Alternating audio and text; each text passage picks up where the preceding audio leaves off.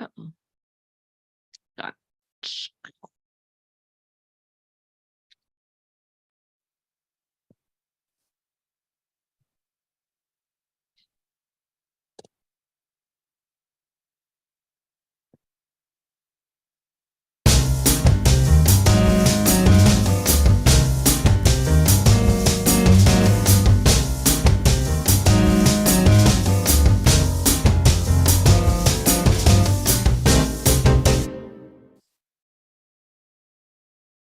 Great. Hi, everybody, and welcome to our February live stream. We've got quite a few things to talk about today, but we're going to start out with the hot topic of trades. And I might start out with Stacey here because you've had some action on the Rangers, right? Did you want to talk about the trades and how you feel about them?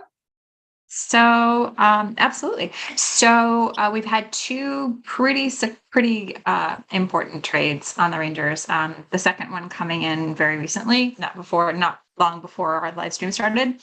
The first one was a couple weeks ago. Vincent, excuse me, brain is not working today. Vladimir Tarasenko came over from the Blues. In exchange for one Sammy Blais. And someone pointed out on Twitter that actually what this means is that we traded Pavel Buchnevich to the Blues and got Vladimir Tarasenko in return, which a lot of people said should have been the trade that took place a couple of years ago, that Drury has fixed this mistake.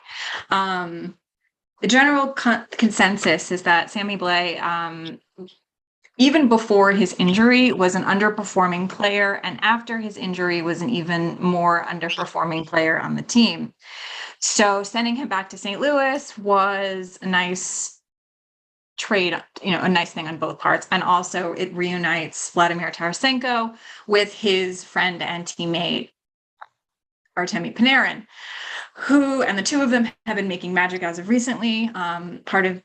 They have been partially responsible for the recent win streak, which ended last night. Congratulations, Fortune.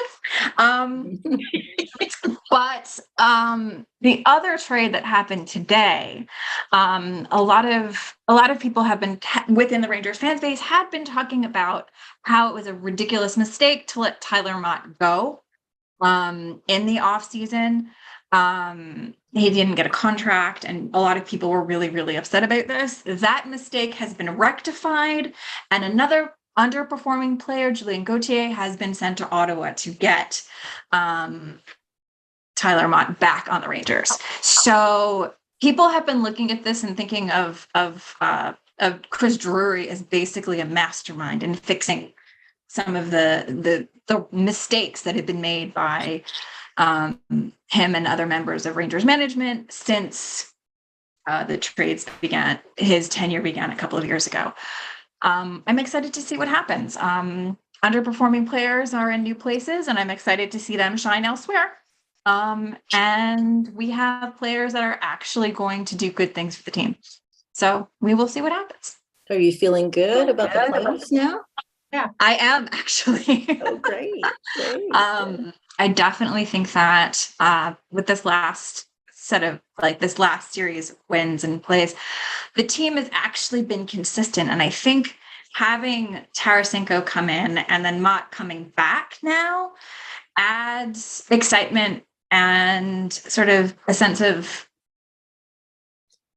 the feeling that management thinks that they can win. And I think that they're giving the tools that they need. And I think that's important too.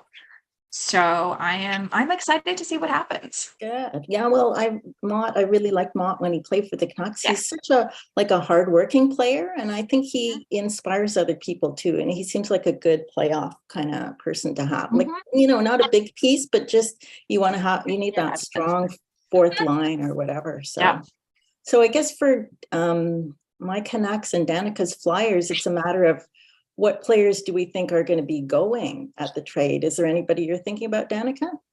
I don't know, but maybe our GM. Can we trade him? I think you just get to fire them. Yeah. We made the big trades last year. So we traded our captain last year. True, yeah. And I do think I really like Owen Tippett, which is who we got in the trade.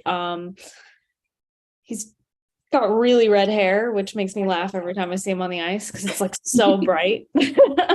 But yeah, I think he's been doing well.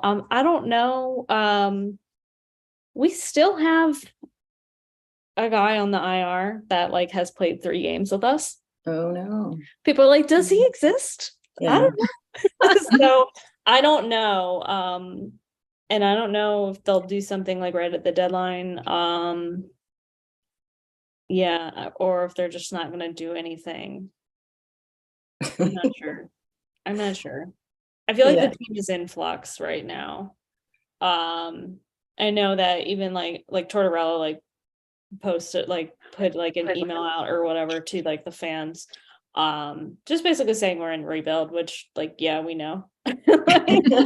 we noticed Like, after for a while. Yeah, I think that for us, it's all the players that are on expiring contracts they're looking at. So Luke Shen, although there are still JT Miller rumors. But I don't know. He's got a pretty big contract, so we'll see what happens. But and so what about teams that are contenders? Kelly, what's happening with the Jets? Well, nothing's happening right now except a lot of talk. Yeah. Everybody seems convinced that they're going to do something Yeah. to try, because they seem in a good playoff position. And if they want to try and make a deep playoff run, everybody thinks they might as well try and add something and really go for it. So, but there's nothing for sure. Ryan O'Reilly was one of the ones that was talked about, but that's not happening, obviously. Jonathan Taves was talked about a lot, but I don't think that's happening either. And I don't Yeah, know. apparently he's not well, eh? Yeah. I just saw the statement. He has long COVID. Yeah. Yeah. So that's not a good thing. I feel bad for him. Yeah. He's been out. And so now they're talking maybe a defenseman that we could really kind of shore up the defense with. So there's a whole bunch of names that were talked about. I don't know what's happening. I guess I'll just be watching the trade deadline. So you need a center and a defenseman? Is that what you guys need? Like, we're pretty good through the middle. Like this with centers, we're not bad. Yeah. There, one of the guys was talking today about the defense, and to be honest, I got a little lost in the technical parts of it, but they need another left. Did you say left or right? Right-handed defenseman for the last stage of the game. The coach likes to put out somebody who's good on the left hand because it's easier for them. It was a little bit too much for me to remember, but there seemed to be a reason for it. And apparently they've noticed that players like Cole Perfetti and who else did I talk about? Don't get lots of ice time right at the end of the game because they want somebody else stronger for that specific reason out there at the end of the game. So that's what why they were looking at a bunch of left-handed defensemen or something. Okay. Well, good. I Defensemen don't are hard to find though. Yeah. Yeah. So, okay. Well, Fortune, tell us about the mystery that is the Calgary Flames. What is I don't think going there's on? any mystery. Huberdeau's got a huge contract and he's not playing up to it. And so there was some controversy with his agent, tweeting out about negativity and What was you that? didn't hear this? Yeah, I just saw there was I didn't follow up with it, but because Huberdeau, they want to move him because he's not performing, and then his agent apparently tweeted something, and I think it's deleted now. But I don't think it matters because how are they're not gonna be able to find anybody to take that contract right now. Anyway, so I don't think there's any controversy there. But yeah, I thought it was like a criticism of the coach actually when he was talking about negativity. I don't know. It's what's it called? I don't know. Maybe if he was performing well or if he was doing well, it would matter, but I don't think it matters at this point. Yeah. Do you think they're going to make the playoffs? They're the Flames. Who the fuck knows? Sorry. Because hockey talk. Oh my god, was it last? But it's the thing, right? It's the Flames. We could get to the very, very, very last day and still not make it and be like, what the hell? Yeah. It's always a toss up. So you don't think they'll be trying to get any more players right now? I don't know, because I don't know. I don't know if that they know. I think like the pieces are there. I think it's like it probably is the coaching. Who knows? Yeah, I don't know. Yeah. It's well, I don't even know. Like I have no idea at this point. Like the Flames always do really well up until the All-Star break, and then it's like it's over. I've been living, this has been like my whole life as a Flames fan. Oh, well, at least you're close to playoffs. So No, we're always close, whether we like reach the line. Never say never. Never say never. Could happen. Yeah. So trades are often the inciting incident for hockey romances because something would happen. So does anyone have a book where players get traded at the start or at the bottom as an incident or anything? Kelly, have you got one? I probably have 10. 10? Let me think. I know one of the Heller brothers. Yeah, one of the Heller brothers. I can't remember. One Man Advantage. He starts off, the book starts off right where he finds out he's getting traded. So he shows up in the new town and the new team. And I'm sure I have other ones, but I can't think of them off the top of my head. But that one was definitely an inciting incident. Yeah, so he gets there and he doesn't know anybody, and it's yeah. And there's this cute communications girl working there. luckily. Yeah. Which in real life would not be allowed to happen, but it's fiction. So I know we sort of like hand wave at that. Danica, have you got one? Yeah, actually my one that's coming out next month is I think the only one that has a guy getting traded. Yeah. So he gets traded. You meet him in the previous book, and he's playing for Toronto at the time, but his dad owns the hockey bar that they all go to because he's from Philly. So it's also like a homecoming for him, and to work out some stuff with his dad. So there's like a lot of reasons why I had to bring him up. Great. That's so good. yeah, that's awesome.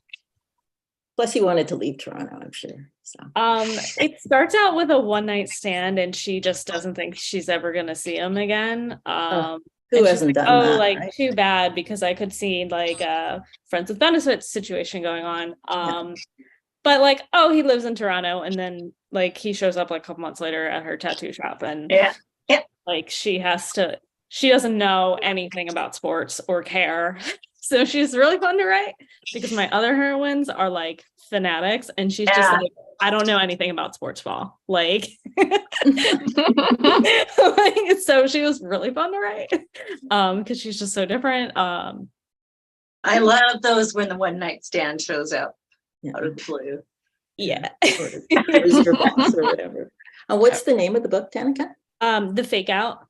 The Fake Out. Okay, and we'll talk about that right at the end too, because it's March the 1st it's going out? The 14th. March the 14th. Okay. Stacey, do you have a book with trade in it? I actually do. Yeah. The first, my story in Going All In, which the hero is actually on his second stint with the team. He was traded to the West Coast for reasons which we learn. And then he got himself in trouble in the new team and comes back to New York. So the book takes place in the middle of his second stint, and he already has issues with the coach because the coach does not appreciate it. But the team owner, who is the heroine's uncle, absolutely adores him. And so he is somewhat protected, except not so much. So it's kind of like part of the book is his dealing with all of this nonsense. And what's the title again? So the anthology is called Going All In. Going All In. And Playing Her Game is my story in that anthology. Okay, great. Good. Fortune, I think, I don't think yours is, because I've read your hockey one. Oops, I can't hear you. Yeah, why do we lose your sound? She can. Okay, well, we can get back to that. I don't have a trade one, although I did like to get rid of a player that nobody liked. I traded him away, but I don't have any ones where the hero is traded. So I've done Love when that happens, though. I've done like side characters where I've traded with the intention to maybe eventually I'll write a spin-off in a different city. there you go. But like I feel like people will not pay attention. But like Yeah. I know, I'm like, oh, if I ever write that series, Yeah. the first guy. Yeah. I Good know. I think I strategy. in mind this guy that's just come in to be the new general manager is talking to one of the players' girlfriends, and he's trying to get information from her, and she's like, "You want my advice? Trade the captain, like who's this total jerk?" And he's like, "What?" That's all I'm saying. So, okay, Fortune, are you? Or can we hear you now? Yeah, what happened was somebody turned on my car and it went like Bluetooth to my car. No. So you're broadcasting in the car. I know. I don't think you have a trade book, hockey trade. I don't. No. Okay, we'll do that. All right. Now, we'll talk about the All-Star weekend. Did anybody watch the All-Stars?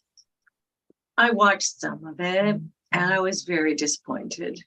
Yeah. Did you watch the game or the skills? I watched part of the game and part of the skills. The Yeah. skills thing was really bad.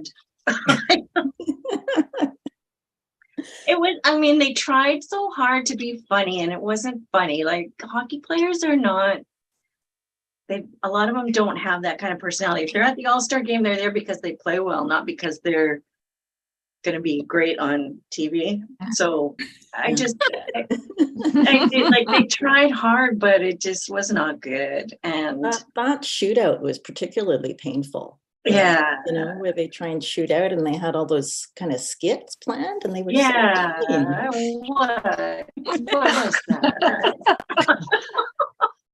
But I actually thought the golfing thing was sort of interesting. Yeah, With I didn't Happy really pay Gilmore. much attention to that. That might have been. But the main reason I thought was because it was John Buchgross and another guy, and they were pretty hilarious. So I did think they had a lot of broadcasters. Like they had so many, almost as many as players, and I did find that a bit confusing. So that sort of, I was going to say, like, that sort of makes me think, because I watched on social media, but what I'm thinking about, like, you know, I don't know who watched the Winter Classic. There was also a Stadium Series game this weekend, which I only know because I have friends who are huge Canes fans and friends who are Caps fans. But in the United States, there's been a change in who carries the games terrestrially and cable-wise as well. They've gone from NBC/Peacock to like ABC, ESPN, and TNT. And which is why I was thinking about it, because there's so many broadcasters, like they're different people on each network, like so they have to involve them all. Exactly. And like, not to mention, like, what I was thinking about is that, like, there's been, like, there really has not been as much focus or advertising on the networks as much as it was when it was on NBC. And I'm not sure why, whether it's because they've moved to networks that have lower priority of coverage in the United States. I don't know, but I knew when the basketball All-Star game was. You know, I didn't know when, you know, it's something that I thought about, like, in terms of coverage, in terms of large event coverage. Yeah, because I've heard the ratings are down in the States, even though I guess they're on bigger stations to be on ESPN, but I heard that the hockey ratings outside of local ones are not that good. Because many events, so they're not good outside of like Emily Kaplan. I don't think the ESPN people are good at talking about hockey. Really? Like the in-game hosts, I don't think they're very good. And I think we saw it before when they're like, oh, it's going back on ESPN. Okay, cool. Like, we're like, that's not gonna be, yeah. So if it's on ESPN, you don't get your regular local broadcasters then. They get the Yes. national game. Yeah, and then like- so you're yeah. contrasting it to your usual broadcasters. Mhm. Yeah, and They don't like, sound as good. there's such a difference, I think. And like, because you get your local Also- guys, you know them yeah. all the time. Like one of the flyers is a former flyer, so like he's got like a little bit of the insider, and then the guy he partners with, I think, is more a broadcaster. So I think they have a really good partnership together.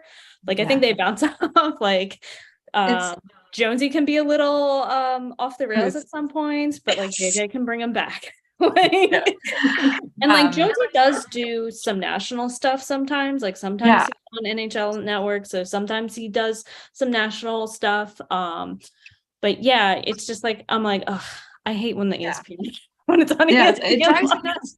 Like Kenny Albert is our radio guy, and he is the heir apparent to when Sam Rosen, who is the institution. If you've ever heard the, it'll last a lifetime. That in that very particular New York accent, that is Sam Rosen.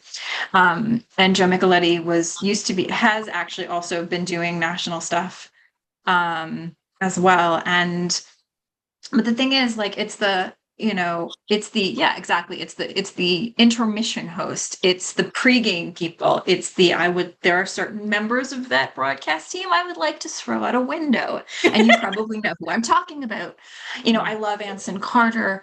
I love seeing Hillary Knight every once in a while. I love Emily Kaplan. But there's, I like Hank when he's doing it both in MSG and nationally, but I just, like the tone is different from when it used to be on NBC. I don't know, like you can have fun with hockey, but I think there's like this sort of undertone that I'm not comfortable with, if that makes any sense at all. Yeah, I think I get that. Yeah, but I thought everybody hated the NBC coverage. I heard so many complaints about it. So, but you think it was better, or was it what you're used to? I don't know. The coverage, I mean, there's difference between access and coverage and commentators. And I think we had the halftime hosts were annoying on NBC, but the commentators on the games were better, I think. Like there is, I also like seeing Linda Cohn on ESPN too, but like. So it's not a call for the return of Pierre Maguire then? No, God, no. He was better off for everybody when he was in Ottawa. Like, leave. I don't know what every hockey fan in the United States can probably like hates him equally. Like it's the one thing we all can agree on. Like one. Exactly. Universally. Yeah. I think ESPN just doesn't care about hockey. And like when they had the coverage before, that's why people were like, good, we're not on ESPN anymore. Because I remember like people were like, oh, so we're going back to coverage from ESPN, so nobody's going to care about hockey again. So I think it's just like it's not prioritized on that network. And like, we are in the United States, but so it's probably different for us than for you guys in Canada. But yeah, there's definitely a clear difference between. Well, hopefully they can improve. And I guess, but if the ratings aren't good, but I don't know how long their contract is, but they'll have to do something then. If they're not getting the ratings, they'll have to, try something new or yeah. So just to get back to the All-Star game for just a sec, I know that Fortune, you were watching Kadri. Did you see him in that most accurate shot go against Connor McDavid? Oh yeah. That was awesome. Awesome. Yeah, so I was watching it in the background, like I was writing, and it was just like on in the bar, like on the screen. So, I wouldn't have like gone out of my way to watch it. I didn't even know it was on, but like it was neat. I like if you don't have the sound on, it's perfect. It's when you like see a hot guy or something and they start talking, and you're like, oh, it was kind of like that kind of vibe. In a while, so it was entertaining. it was good because Connor McDavid was so good, but I just thought Nazem Kadri is like, I am going to beat him, and he just like was fantastic. And then it was like, I don't actually care if I beat this guy from Buffalo that I don't even know. I'm not going to be as good anymore. So it wasn't like I want to win. It's like I, a Calgary Flame, am going to beat the Edmonton Oilers guy. You know, but you know, it's like to your point about like their personalities. It's like they, like on a basketball court, these guys like they like shit talk each other, they like jaw each other, but on the when they get that intense in hockey, like they're throwing punches. Well, they're all really competitive, and it's kind of weird how the All-Star game is not bringing that out, except in that one instance. I thought, it looks like they care. They're just fooling around, and that's a good point. Like, you know what they should do is like put all the hockey players on like a different, like make them play beach volleyball or something. Like, then it would be funny. This is your personal request. Yes. And then we're going to post the photos on Best Dressed after. Because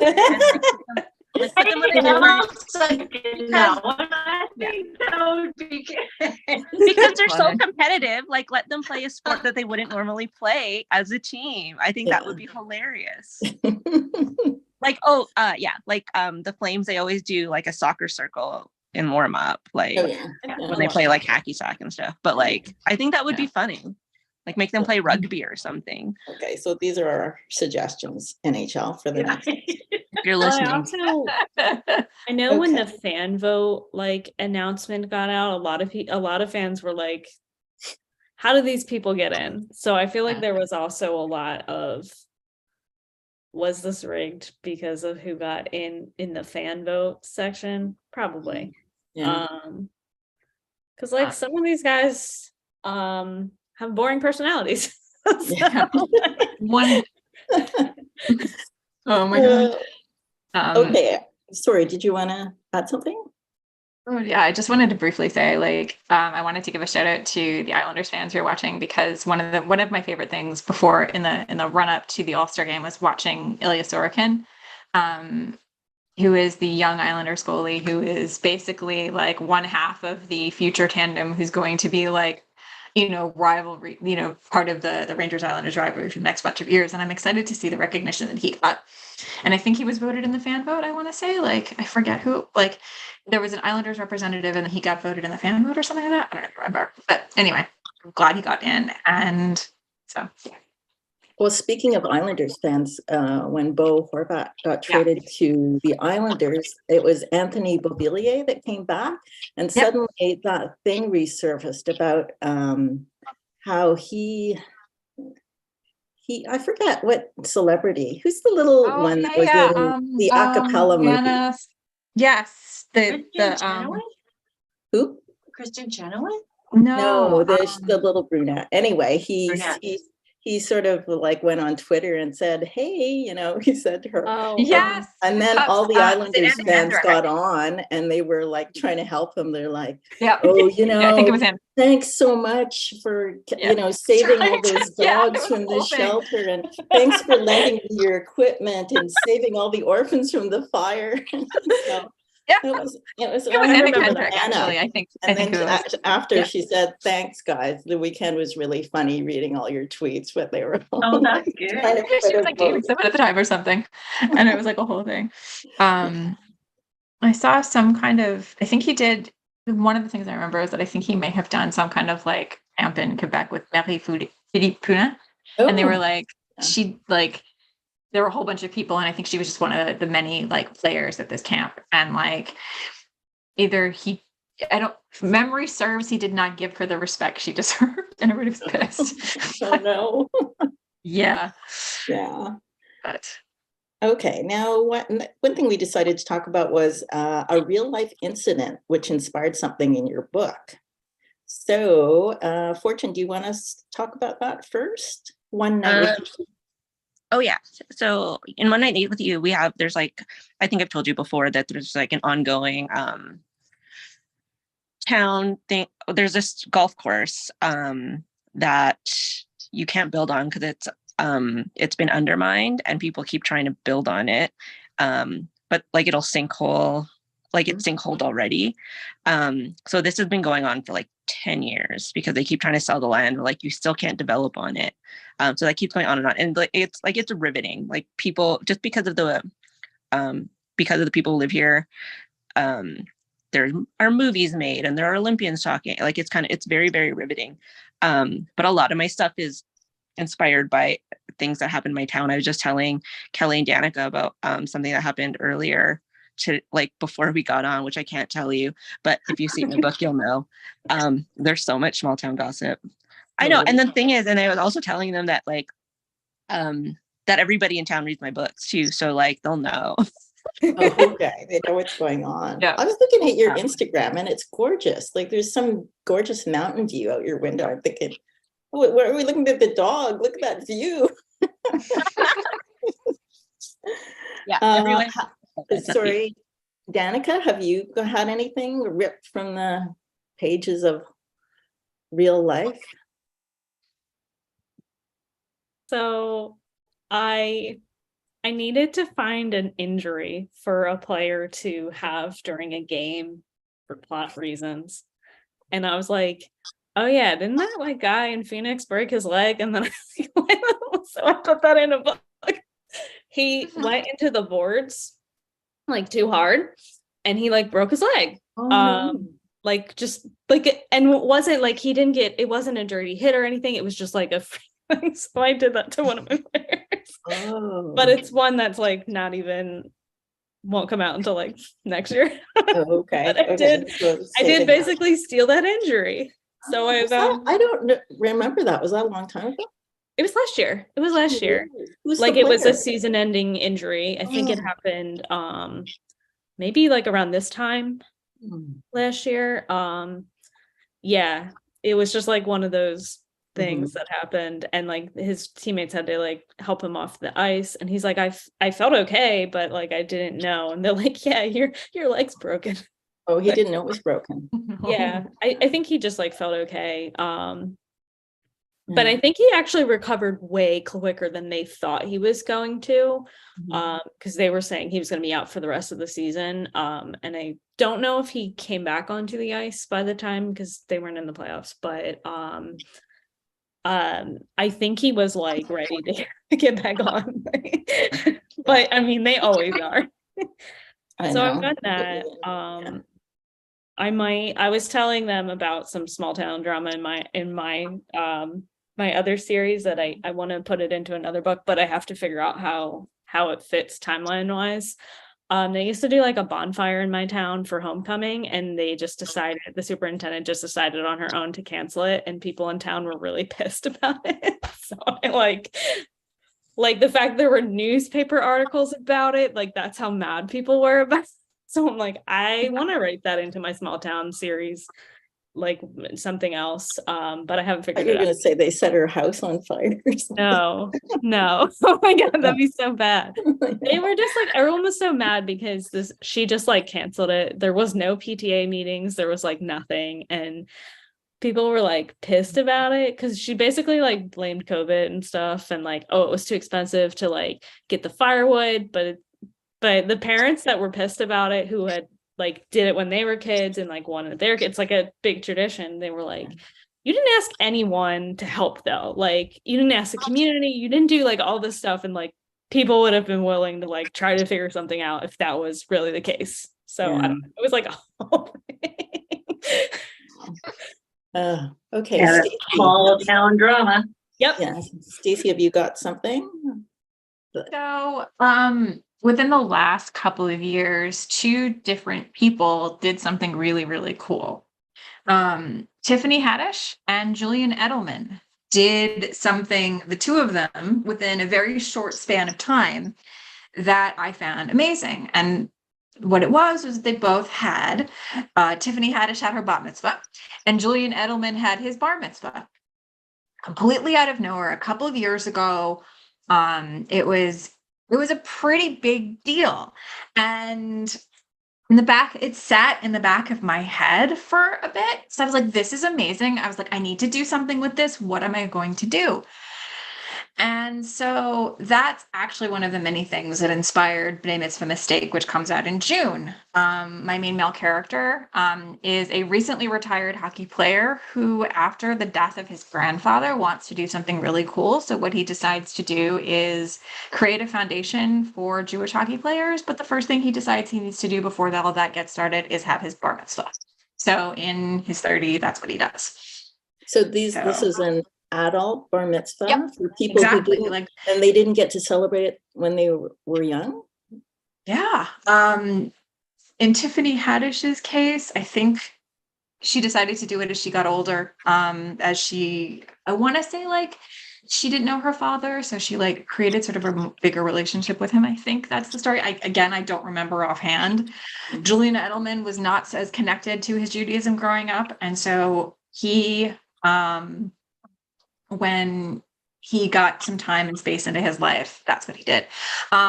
With the character in B'nai Mitzvah, my mom was a second grade teacher. So I remember like, on second grade Sunday school teacher. So I remember like watching the little kids who were doing like, the travel hockey coming into class, like early on a Sunday morning or, on a Sunday afternoon and falling asleep because they were so exhausted from hockey and so exhausted from hockey practice. And I was like, at some point, this guy had to make a decision between pursuing hockey on this larger scale or spending the time to do his bar mitzvah.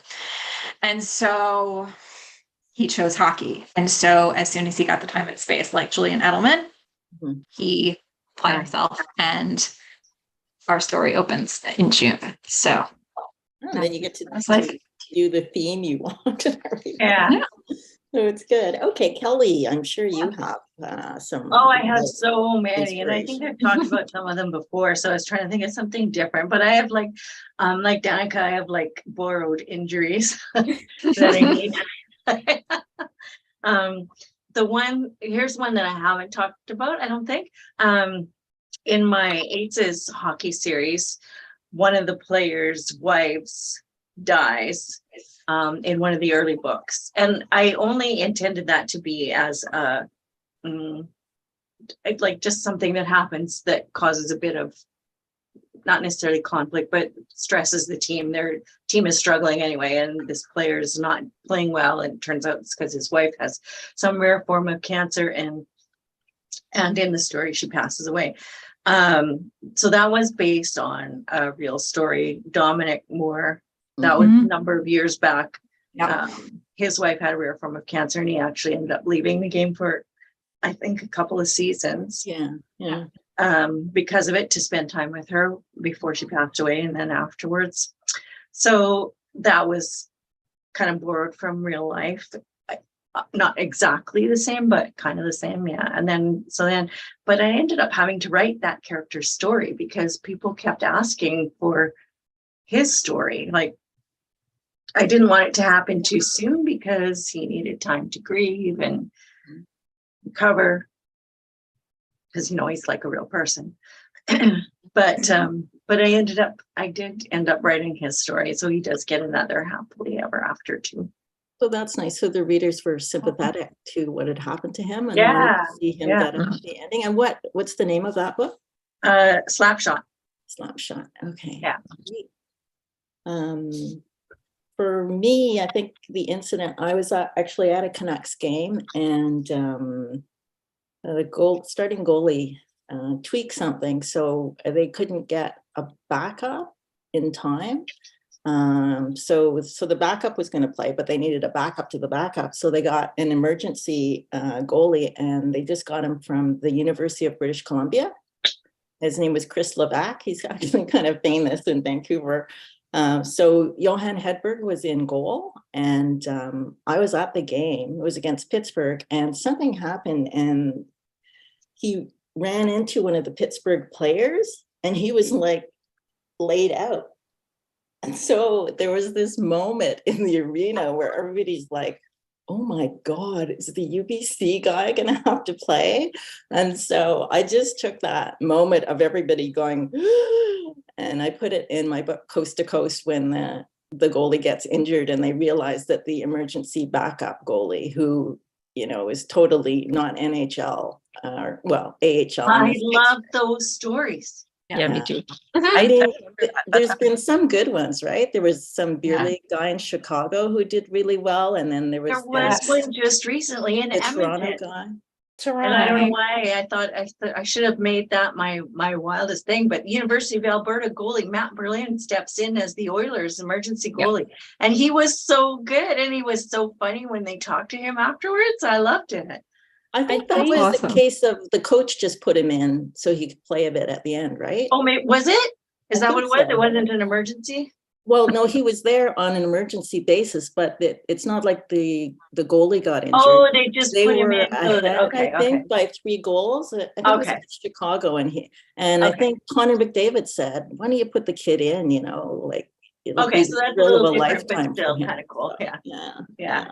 So Yeah, and I think- not as good as the Leafs story where Yeah, Oh the God, with the Leafs Zamboni one, driver. and it was for the Canes, but it was like the Leafs like equipment. Like I think he was a Zamboni driver. Yeah, he was. Yeah. Yeah, Zamboni, David. Like he was David- wearing a Leafs David helmet something. too, and the Leafs still lost.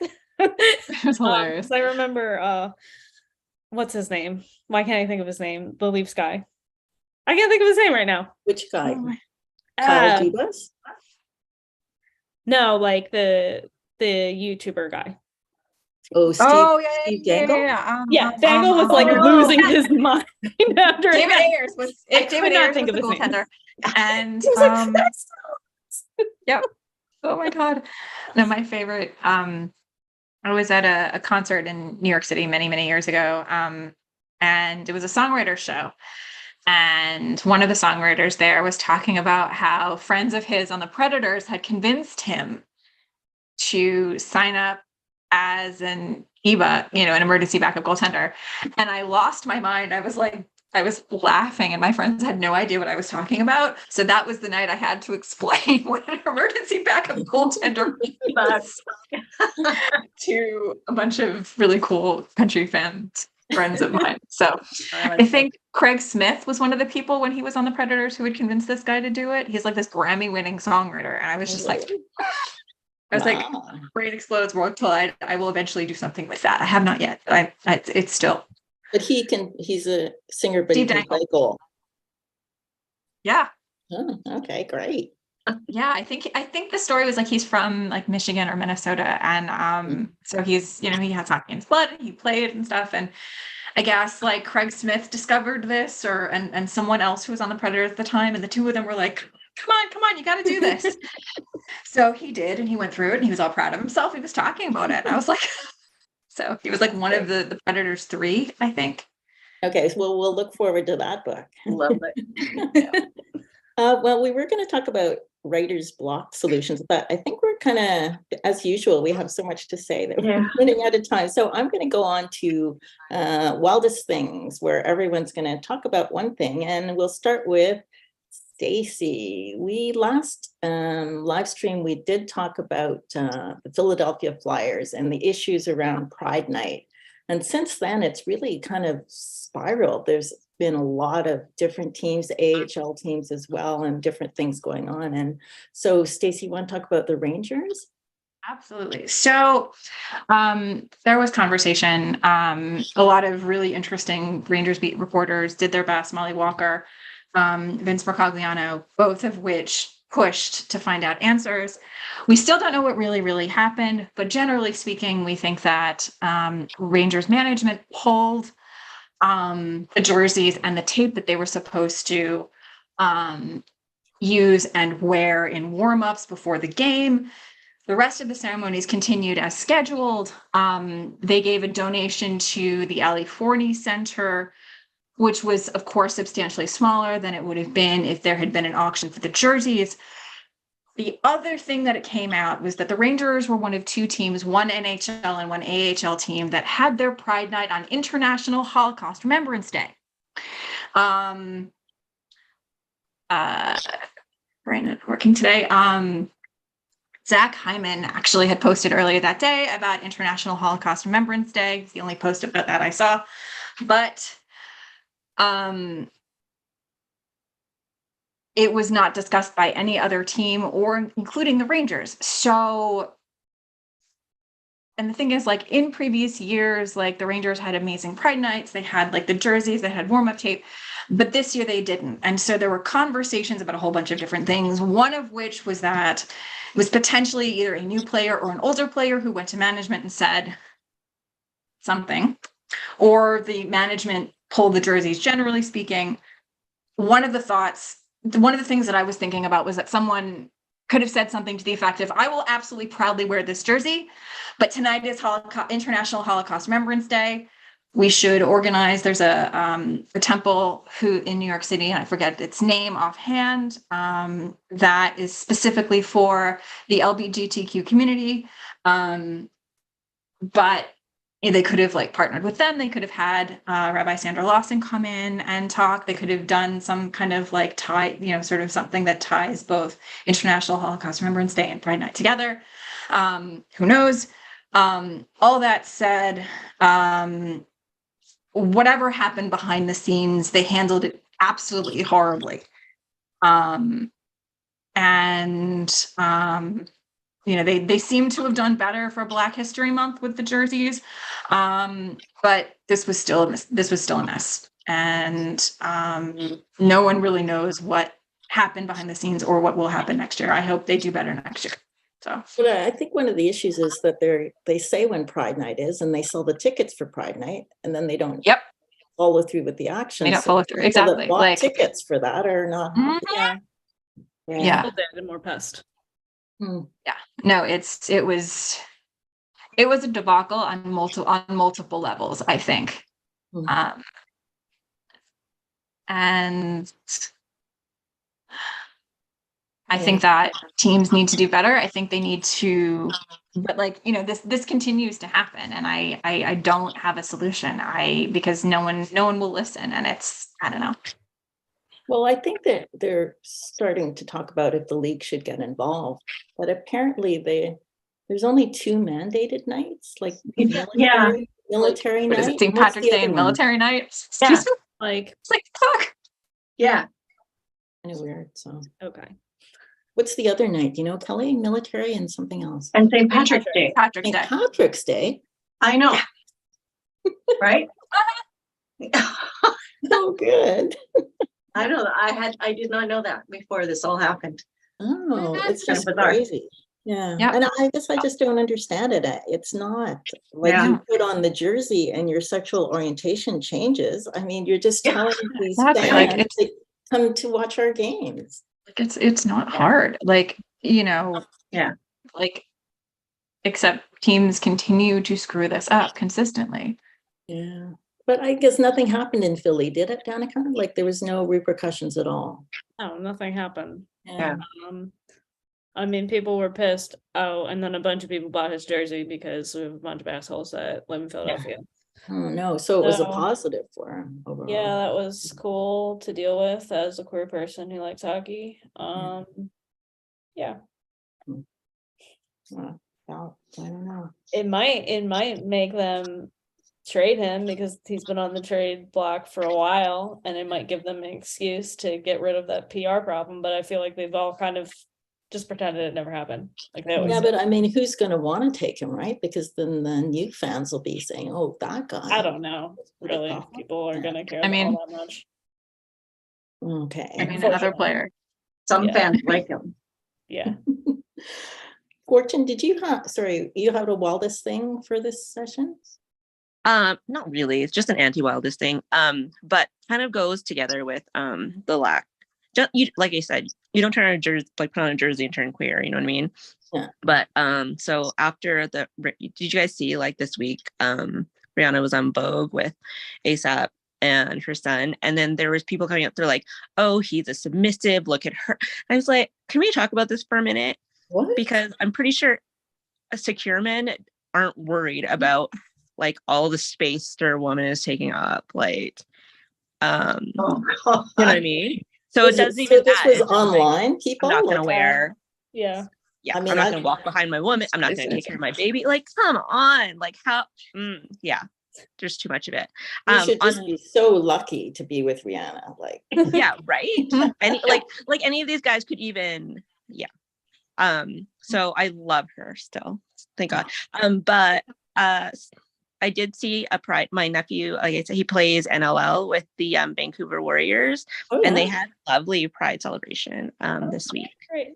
So that was nice. Check that one out if you want to see something done well. Okay, I'm gonna look for it. That's great. And I mean, that's the thing. The sports that do actually care about getting people in are gonna do a better job of these things. If they're saying, yeah, we accept you, and that's good. So Danica, you don't have a wildest thing, is that right? Not hockey related, but the Kelsey brothers played the Super Bowl together, and I adore them. So I think they're both really funny, and their That mom was is cool. awesome. Their mom is so cool. Yeah. I actually watched the Super Bowl this year, so I didn't watch I'm it. hip to all these things. Kelly, what your wildest thing is about trades? It's about Joseph Wool. Yeah. And it's not that wild, but I just thought it was hilarious because the trade to the Leafs, Ryan O'Reilly.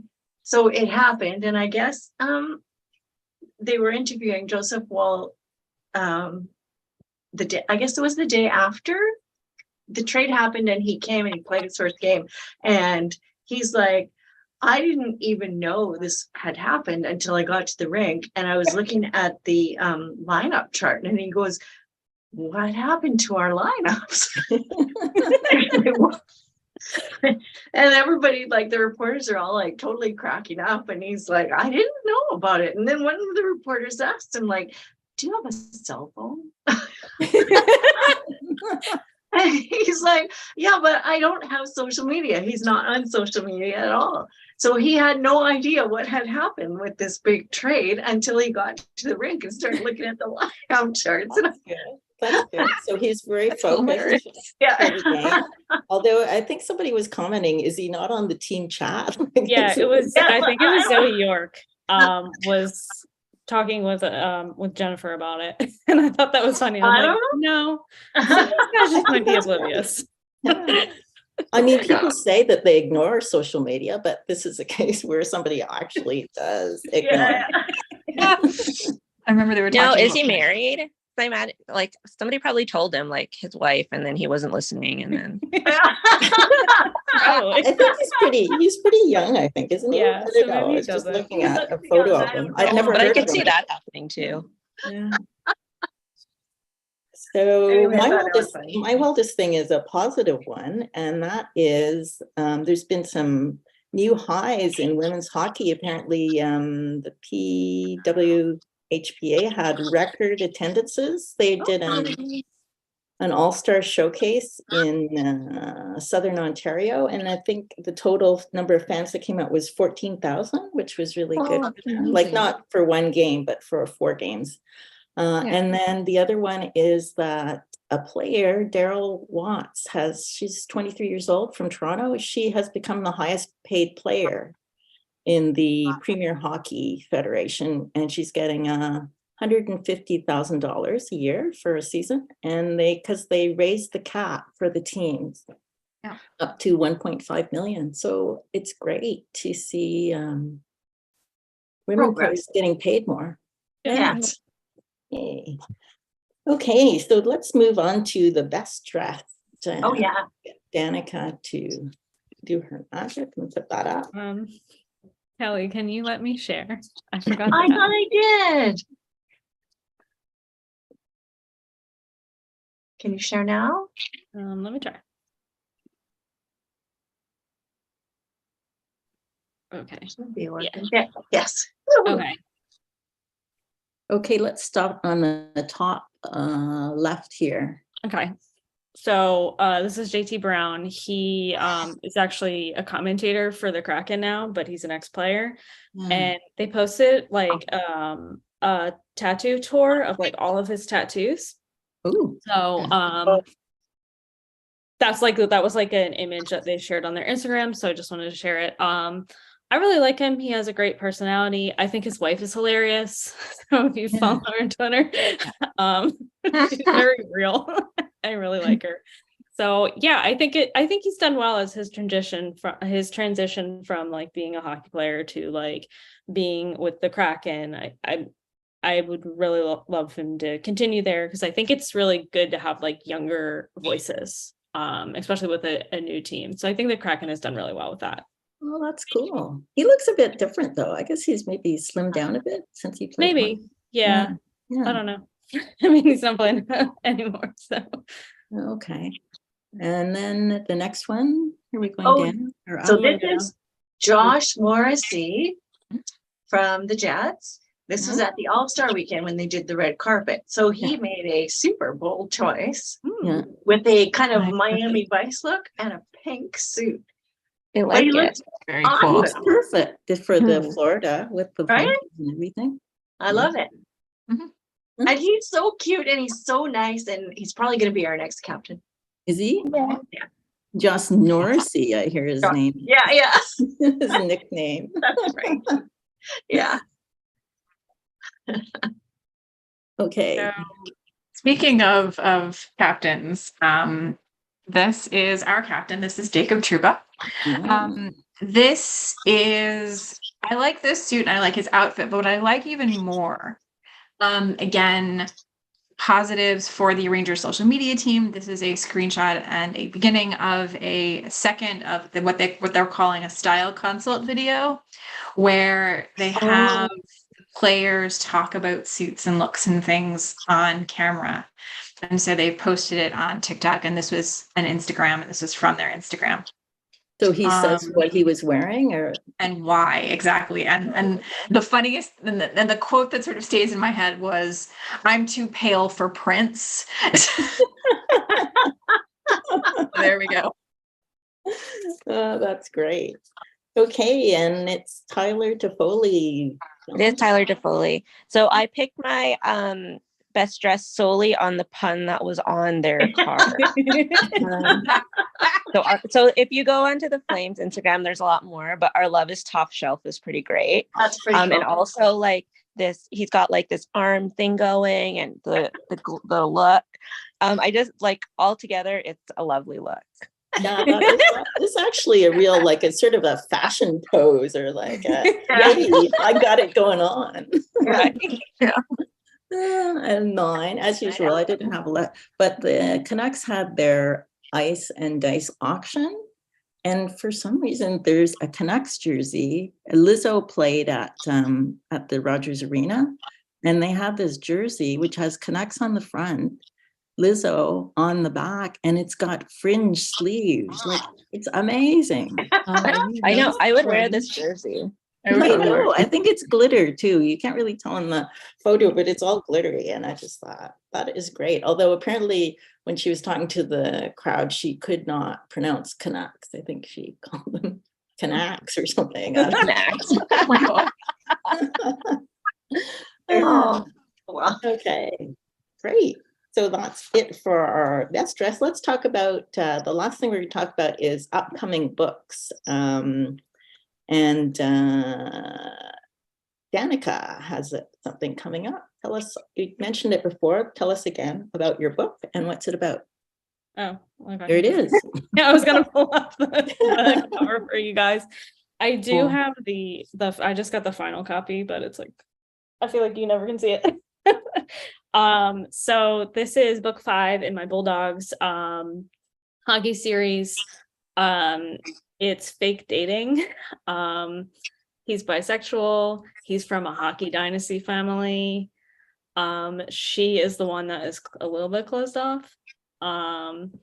So it, as I said, it starts with a one-night stand. They have a one-night stand together. And she's like, cool, I will see you never. Except for like, she gives him her card for the tattoo shop that she works at because he has his ex-girlfriend's name tattooed on him. And she's like, come to the shop and we'll fix it for you. Okay. And he does, and she kind of like jumps on him and is like, go with it type of situation. And then like they kind of talk about like she needs a fake boyfriend to kind of be petty to her ex who is now working at her tattoo shop with her. And he kind of runs with it because he he has a very nosy family. And they're like, his brothers are like all up in his business about like, he's just gone through this really bad breakup. And he's like, you know what, this is great because it will get them off my back a little bit. But he moves back in with his dad and he's like 25 and he's back moving with his dad. And there's some things that they need to work out from his childhood. And so I had to bring him home. So I had to bring him home to Philly. And yeah, if you read The Chase, you meet him in like one scene because he's playing for Toronto at the time. But I traded him and I brought him back to Philly. There you go. The trade ignites. We're getting coming full circle here. Yeah. And then of course, where's his girlfriend's name tattooed? Where on his body? It's like on his chest, but obviously fans want to know this. Yeah, it's on his chest. It's like right on his heart. Oh. So yeah. She he needs to get it covered. And like his teammates are getting on his crap about it too. Like they're like, he needs to get that covered up. Yeah. Okay. And Stacey, do you have any new books? Any books on promotion? So I am in between, but B'Nai Mitzvah Mistake comes out June 1st. It is available for pre-order wherever books are sold. And we'll have some fun with some pre-order stuff once the print links are available. Or you're going to throw a bar mitzvah for somebody? No, okay. Kelly, I think you have a big sale on, don't you? I think it's done now. Oh, too bad. Yeah, I think it was done I don't know. I think it was done last week. Anyway, yeah, I did have a big sale on. I am working on some books that I'm going to be re-releasing. I got the rights back to a bunch of books from my publisher. So great. 2 of them are hockey books, my college hockey books. So I'm hoping to get those back out maybe the end of March. Oh, okay. Are you going to put new covers on them? What are you going to do? Yeah. Oh, great. Oh, that's exciting. You'll have to show us. Yes, I'll show the new covers probably next month. Yeah. Yeah. And I think, Fortune, you have something secret going on? Yeah, it's coming out March 1st. Watch out for that. I'm really excited about it. You guys will like it. Okay, why is it a secret? Is it like... Oh, because it's part of the Patreon. That's why. Oh, okay. Okay. So how do people find out about it? Sorry, how? Yeah, how did they find out about it? You can sign up for the Happily Ever After Collective on Patreon. There's links on my bio to find those. So links on any of your social media account, you can find that. Okay. And I don't have anything. I don't have any promo. It's the same. Oh, sorry. Yeah. I wanted to say, I told you guys in the chat already, but Sean, my husband, finished reading Melanie's book, and his big criticism really was about me and not you, where he said, it was great. Nobody jumped up and yelled goal, because nobody ever does that.